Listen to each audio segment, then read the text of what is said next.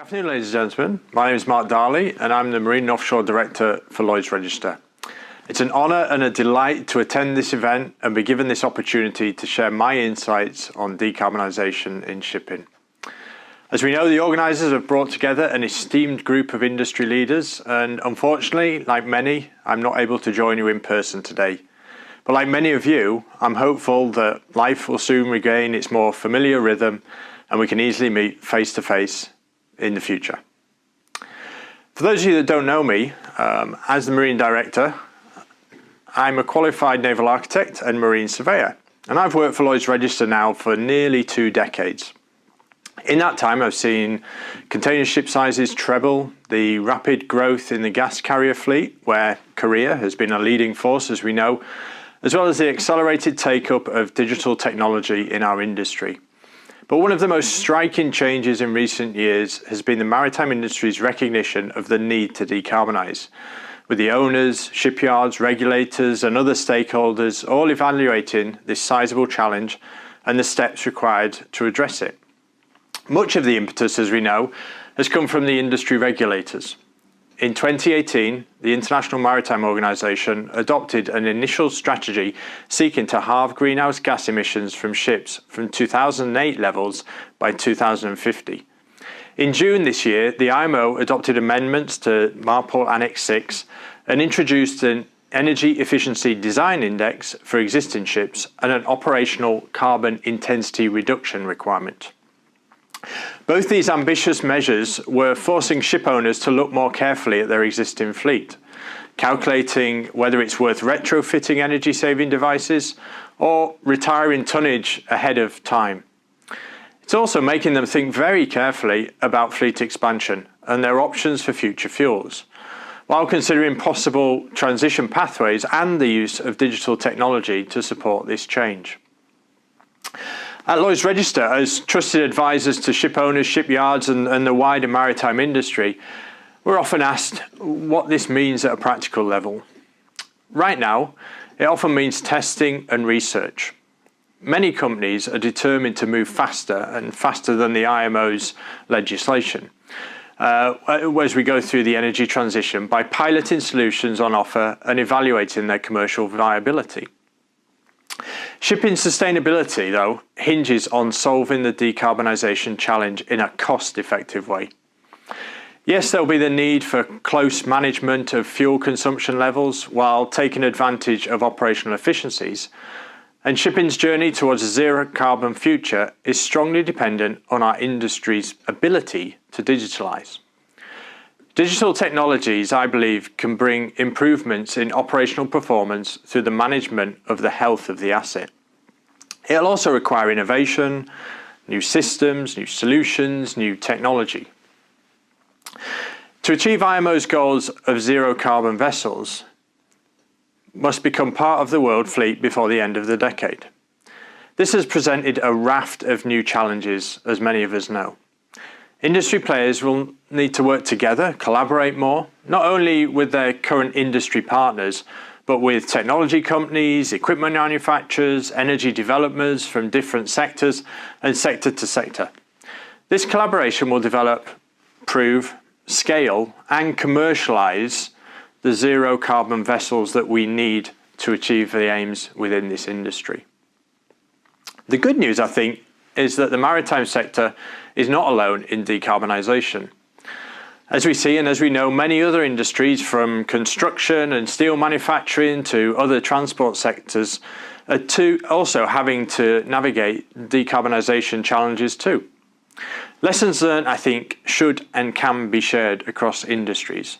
Within our industry, many stakeholders are working on initiatives to accelerate the pace of this transition. There's already a greater scrutiny of how we do things, with initiatives like the Poseidon Principles, for example, which apply climate change criteria to ship financing. Another example is the supply chain stakeholders collaborating on pilots and prototypes to evaluate how our industry can commercialise the technology, sometimes technology from other sectors, into maritime whilst ensuring it's safe and scalable. Our industry is weighing up various transition pathways, These will be contingent on trade routes, vessel types, operational profiles, as well as the availability of future fuels. There are many energy sources being considered and talked about today, as we all know, such as hydrogen, methanol, ammonia, biofuels, and even nuclear solutions. Those ship owners ordering today, though, will be assessing ways to future-proof their tonnage, nurturing the technology, the innovation for market leadership with orders today involves engaging with the future and particularly engaging with the future fuel propulsion systems and designing vessels really that can navigate this transition. This really means operating ships today that can give ship owners the confidence that they can easily be modified tomorrow. And that's about flexibility. Flexibility to adapt to operational changes that might be required over the 15, 20, 25-year life of the vessel. All shipbuilders, are beholden to the dominant trends of digitalization and decarbonisation. Their future performance relies on how the industry at large adapts to these changes. All of this takes place clearly in the wider world, still coexisting with COVID-19, a surge in economic activity, a surge in certain sector trades, and similar energy transition challenges in other industrial sectors as they also look to decarbonise. Across the maritime industry, critical decisions lie ahead, and these are complicated by the uncertainty about the fuels that will dominate our future energy mix. How shipping decarbonises is closely linked to the evolution of the wider energy sector. Shipping no longer will have its own unique fuel. As I said, there's no one-size-fits-all. Different energy sources will suit different ship types, ship sizes, and operating profiles. To address this challenge, Lloyd's Register set up its Lloyd's Register Maritime Decarbonisation Hub in December 2020. And that has since launched its Zero Carbon Fuel Monitor. Now, this Zero Carbon Monitor is an evidence-based framework to assess the readiness of each of the fuels and the related technologies that could play a role in getting the entire shipping industry to that zero emission point by 2050. The Zero Carbon Fuel Monitor addresses three fundamental questions that we see for decarbonising the global fleet.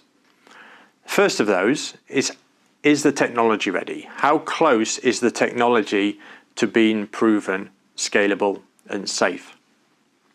Second question is about commercial availability. Is the business case robust enough to attract investment, and commercially does it make sense? And thirdly is about how prepared are the people and the organizations and the community readiness in adopting some of the new solutions.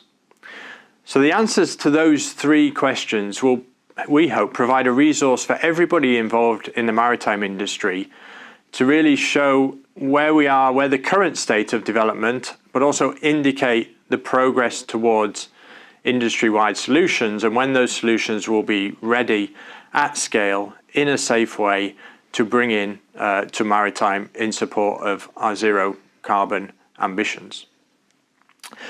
Owners will be looking to shipbuilders to have the capability, but also the capacity to support their future fuel choices while prioritising safety and efficiency. Now, as we all know, Korea historically has been a world leader in green and smart shipping solutions, with the nation's yards mindful that resources must be used well to ensure asset life is maximised, that flexibility that I spoke about before. These efforts can be supported by offering that flexibility that could help our industry better navigate some of the ship technology and landside challenges ahead.